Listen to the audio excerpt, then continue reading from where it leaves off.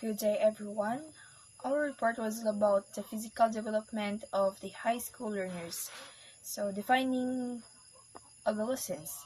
Adolescence is a period of transition in terms of physical, cognitive, and social-emotional changes. So, dito na nag-start yung pagbabago ng ating mga physical na anyo, cognitive, and social-emotional. The period of adolescence begins with the biological changes of puberty. Dito nag-start yung pagbibinata at saka pagdadalaga. The specific ages for this period vary from person to person, but the early adolescence characterized by puberty may come at the ages of 11 and 12, while the middle adolescents may meet identity issues within the ages of 14 and 16. And then the late adolescence marks the transition into adulthood at ages of 17 and 20. This module is focused on physical development, with puberty marking the major transition manifested by changes in physical appearance. Nagabago na yung physical appearance, rapid rate of growth. So, yung next to the speed of growth of the fetus yung in the uterus, ganun kabilis din magbago yung ating physical, then known as the spurts or buwelo. Resultant feeling of awkwardness and unfamiliarity with bodily changes. So, minsan nagiging awkward na yung paningin sa pagbabago ng anyo natin, ng pagbabago ng katawan natin. Minsan nagtaka tayo kung bakit, ano nangyari kasi hindi pa natin alam ang bagay na yun.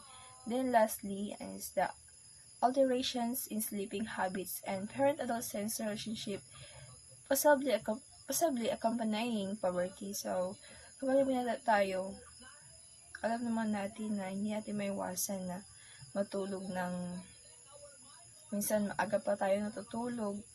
Saka mahaba yung oras na tulog natin. So once again, good day everyone, especially to you ma'am. So puberty changes. So the puberty changes is actually kadalasan nangyayari during high school stages because dira na mag-uumpisa yung pagdadalaga at pagbibinata.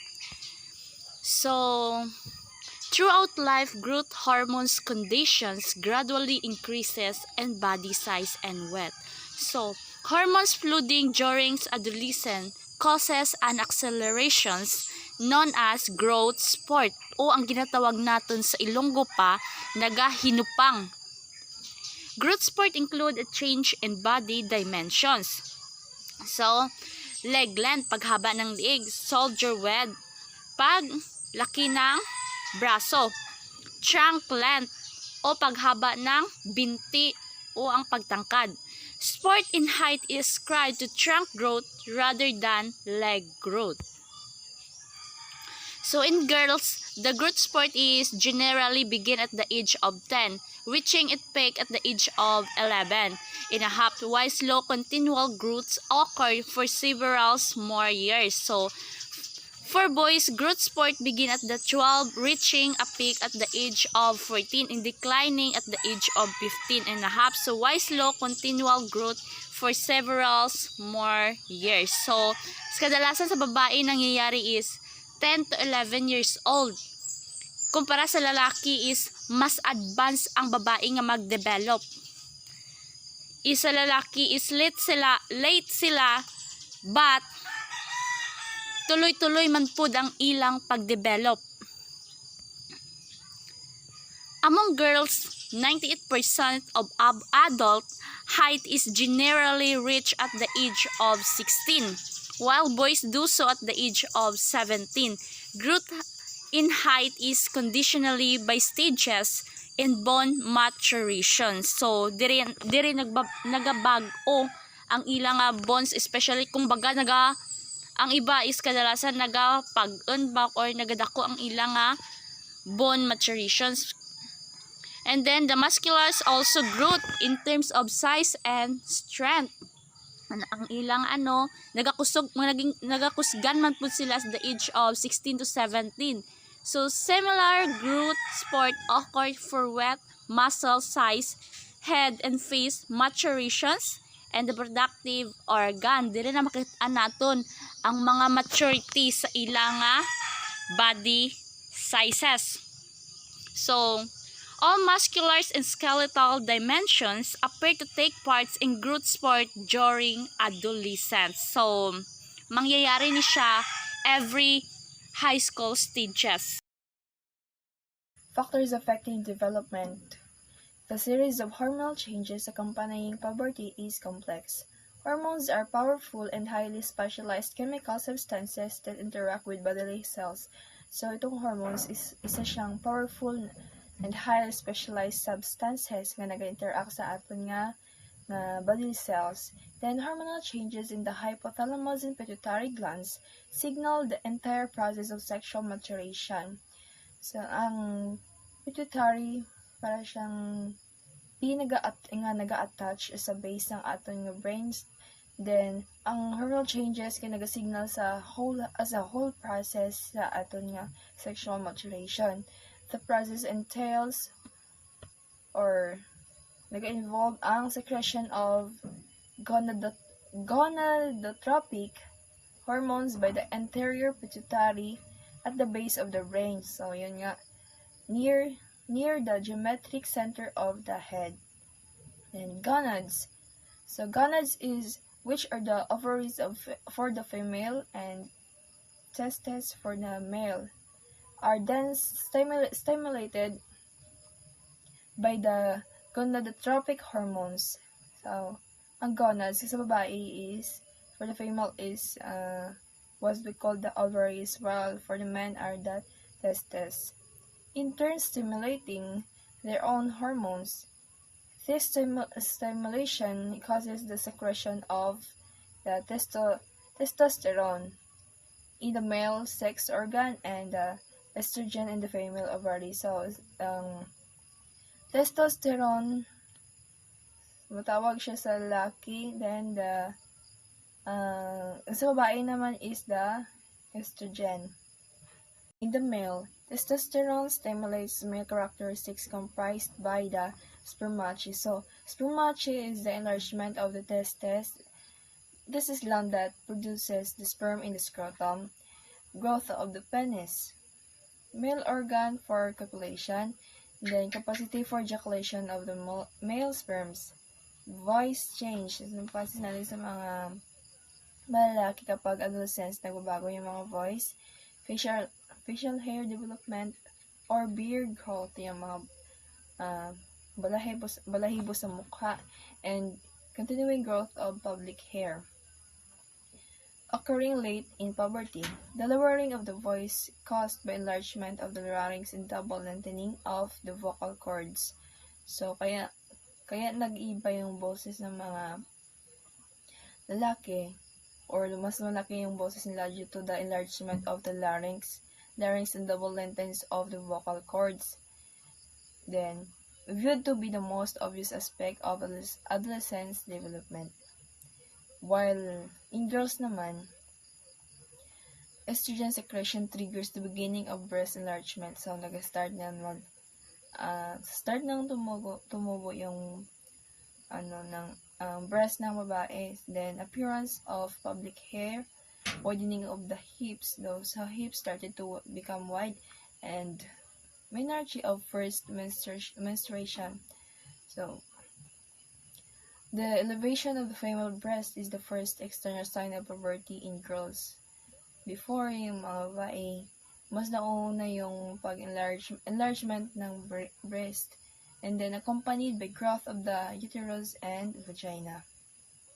Generally, girls achieve menarche beginning age of 11 until the age of 13.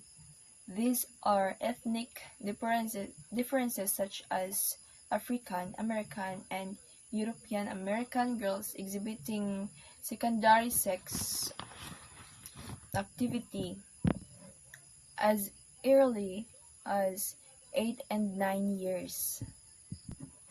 In contrast, With menarche, spermachy signals the first sign of The puberty. secular trend. The secular trend is a phenomenon of more rapid physical maturation during this century.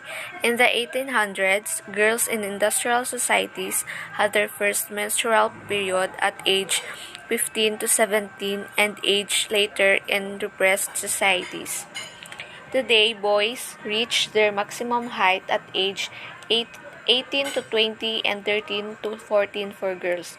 But adult height 100 years ago was at 23 to 25 for boys and 19 to 20 for girls. The secular trend is ascribed to varied factors such as interaction of genetic and environmental influences. Better nutrition is a major factor since this provides more protein and calories for humans from conception upwards. Observably, the secular trend in industrial countries appears to be leveling off while the experience of secular trends is just starting in peasant economies of the world. Secular trend represents a progressive tendency of changes in the consecutive generations, mostly observed in bodily development and maturation, during growth period or in adult sizes, and also functional and psychological variables. The secular trend in puberty is the tendency of puberty to begin at an earlier age than in the past. It is generally puberty it is generally admitted that changes in environmental conditions, particularly nutrition, are the main causes of secular changes in height during adulthood. Good day everyone, I am Alan Court Iketo now, and this is my report. Sexual identity. Adolescence is a time of sexual exploration and experimentation with sexual fantasies and realities, of incorporating sexuality with one's identity, quoted by Santrok. Tinutukoy dito ang kaginawaan ng mga kabataan sa mga kani-kanilang sariling mga sexualidad, gayon din sa iba.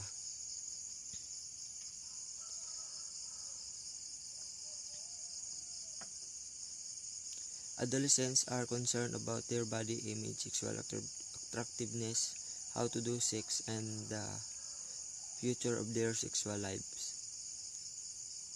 Most adolescents manage to develop a mature sexual identity, but a number of go through it with much confusion. Some of adolescents in today's generation ay concerned sa kani-kanilang mga katawan kung sila ba ay attractive tignan at na-attract na rin sila how to do sex. How to adolescents develop a sexual identity. Adolescents can develop their sexual identity. First ay dapat alamin nila kung ano ba talaga ang kanilang kasarian, kung sila ba talaga ay lalaki or babae, upang ma-develop nila ng maayos ang kanilang sexual identity. An adolescent sexual identity involves sexual orientation, activities, interests, and style of behavior. Some adolescents are very anxious about sex and sexually active. Others are only a bit anxious about sex and are sexually inactive.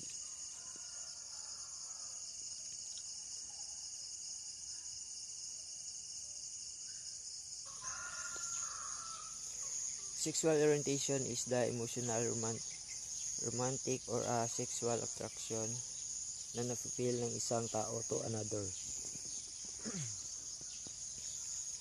Interest and style of behavior of person ay napapadali at na mas napapabuti niya ang kanyang sexual identity. Sexual orientation is a person's tendency to be attracted to people of the same sex. Babae to babae or lalaki to lalaki. Homosexual orientation of the opposite sex. Heterosexual orientation, both sex. Bisexual orientation. Why does an adolescent develop a specific sexual orientation is a matter of great debate. It may boil down to the same issue of nature versus nurture.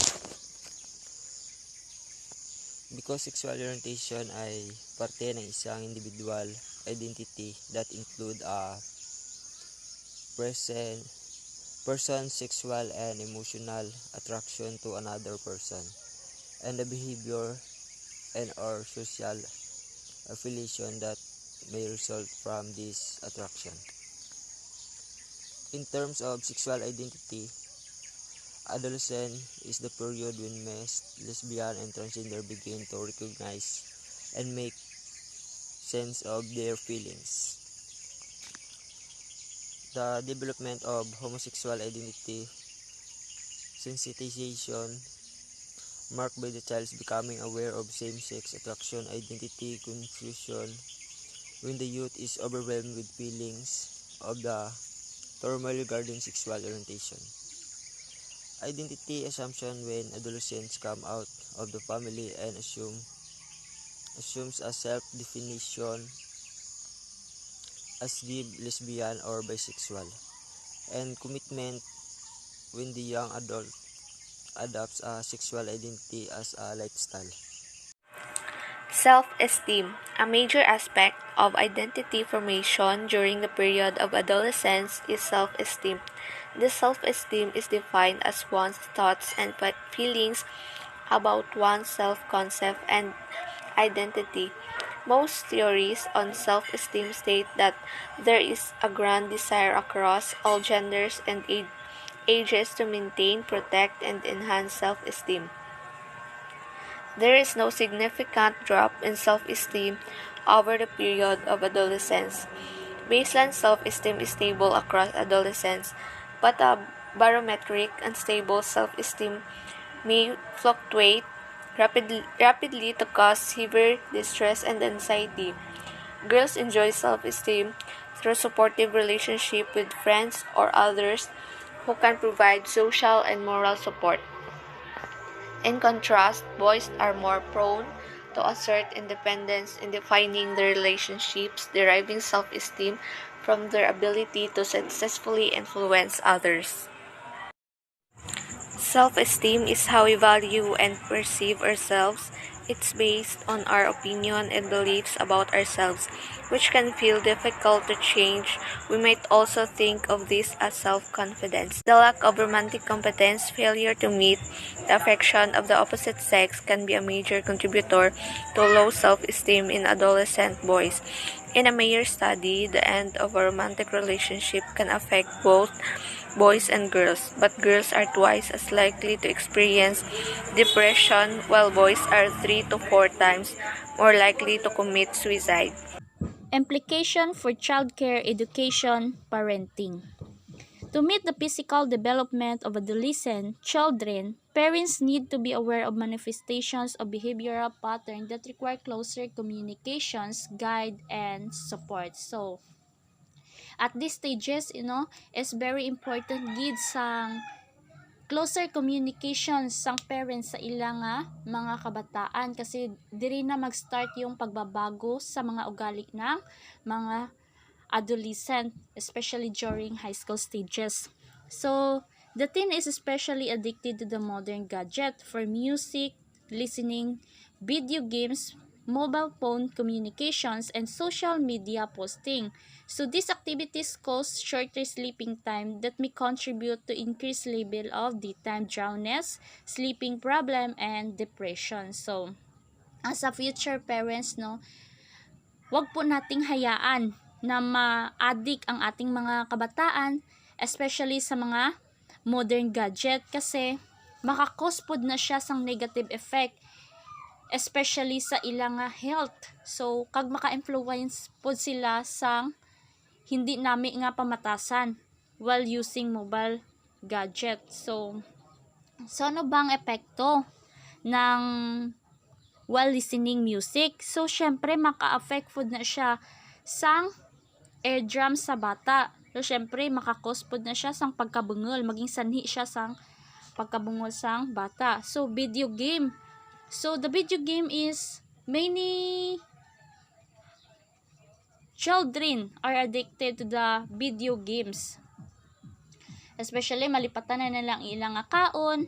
So and then hindi sila makatulog ng maaga. Magkakos pod na siya sang insomnia or sleeping problem.